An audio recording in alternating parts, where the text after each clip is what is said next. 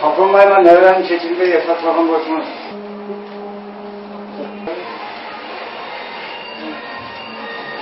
Köyüme aldıra ettin. Ölçüsüme bakalım.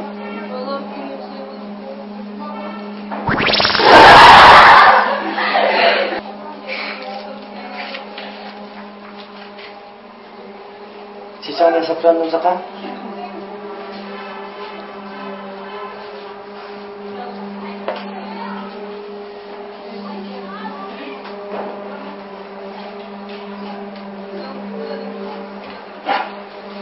Aman gelip otur sakın gel.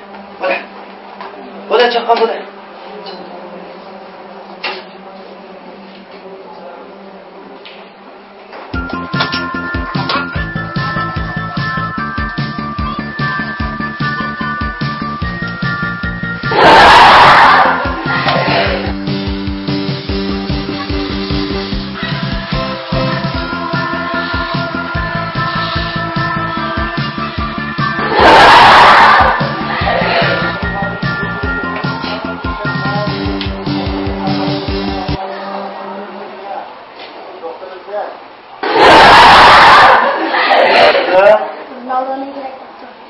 Ronaldo'nun gidek oldu mu?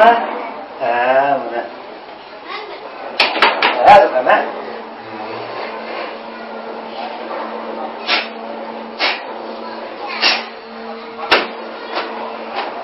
Bu ne zaman var? Hoş geldin ama.